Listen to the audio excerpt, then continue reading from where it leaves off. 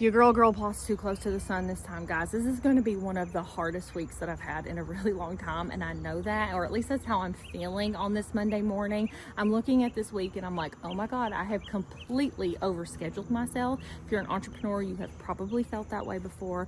Here I am as a digital marketing specialist, a photographer, a videographer, and a content creator on top of, I'm putting on a hat that I don't wear quite as often anymore, and I picked up a couple of night shifts as a pharmacist.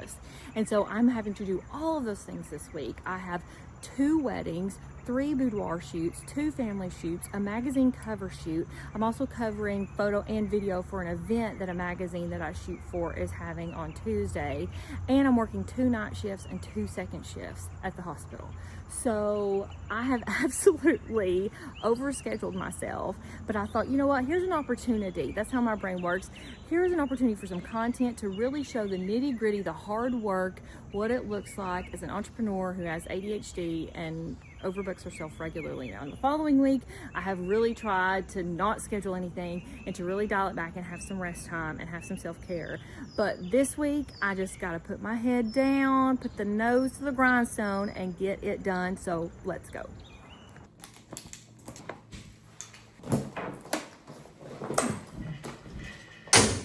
Bye, babies. Oh, thank God, dog food has arrived. On my way to the first shoot of the week. Gotta go to the studio, and then to-do list. I need to do an album for like this vlog content on my phone. I've got to get organized on my albums on my phone because, yeah.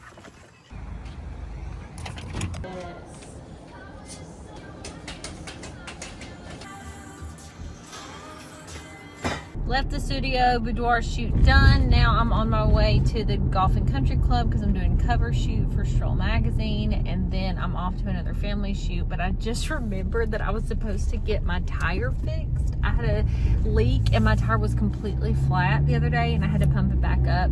I've had to do it a couple times. It's a very slow leak, but I keep meaning to go by the tire place so that I don't have to do it in an emergency situation. And I'm realizing I forgot to do that, and now I really hope that my tire does not go kaput on me when I really just don't have time for it to go kaput. You know what I mean? Okay, just wrapped that shoot. Went super well at the country club. All the golf people are here, and now we're on to the next one.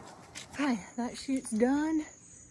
Beautiful view of the water. This family home did a big family multi-generation session. It was great. Now we're gonna go on to the next thing.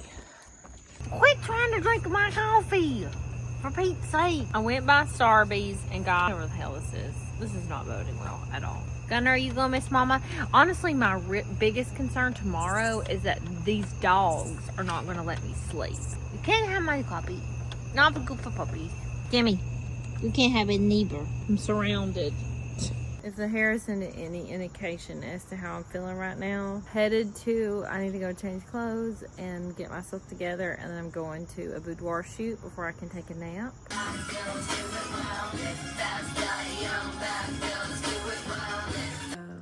It is 6:17 a.m. I gotta leave in about 12 minutes to go to this elopement.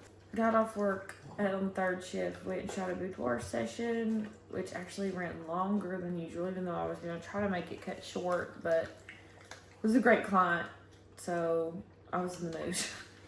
And I honestly was shocked at how I wasn't that tired, but also she was just fun, and I tend to feed off of the energy of other people. After I wrapped that up, I went home, I tried to really take a nap, wasn't really successful. Let's go shoot this elopement and then come back home and then go shoot a boudoir session and then go on a sales call with this guy, and then hopefully get in the bed early tonight and get some rest before I have to get up and go to a meeting tomorrow, and then go back to the hospital and then shoot another wedding and then hopefully survive. I feel like I thought the earlier part of the week with the 3rd shift was going to be the hardest part. I don't think that's true anymore. I think the next couple days is going to be harder than the last couple days.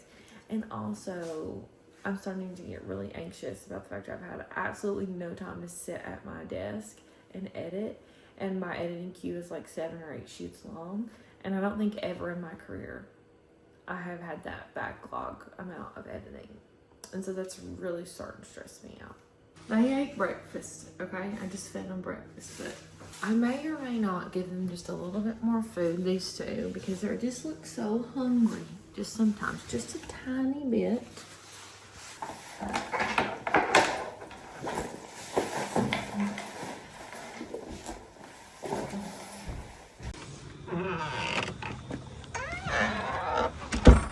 I'm here and I stopped at Dunkin'. Graham texted me and said he was gonna be late, so I was like, that's literally perfect. I was talking to a client last night at a networking event that we're discussing potentially them hire me to do content for them.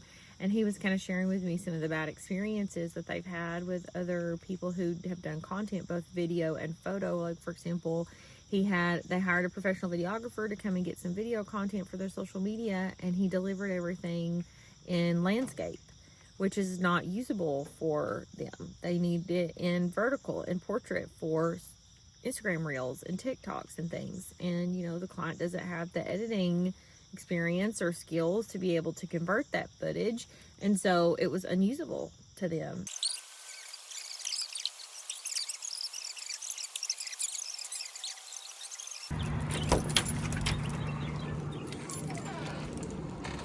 Just wrapped the boudoir session. Now I'm on my way to, I gotta go home. I gotta check on the dogs, let them out, and then I have to meet this guy in Rossville for this thing, and then I get to rest. But I'm ready for that. Well, my body is starting to really feel the tiredness. So I told my husband, I was like, I think I'm ready to admit I'm a workaholic. Because remember how I said I wasn't gonna like fill up next week? I haven't, but I almost have. It's all gonna be worth it someday. Yeah. You know, sometimes people ask me, Sarah, how do you do all of what you do? Let me just show you what my car looks like so that you can understand, you know, how I do everything that I do. I don't do the other things that normal people do. Yeah. Okay? This is the real talk. All right, leaving to go. Oh, shoot. Oh, Lord. All right, leaving to go to a meeting. I double booked because I had a reschedule, and I had someone who wanted a meeting with me that I double booked it, okay? I double booked, and I'm really mad at myself about it, but I was delirious earlier in the week. It's Friday, which is a goal for a lot of people, not for me, because I work all the time. So the fact that it's a Friday means almost nothing, except that everybody else that I talk to is going to be like, yay, it's Friday. Well, that's not your life as an entrepreneur, and especially a wedding photographer. So, let's go. Look at him, he's a Hawaiian.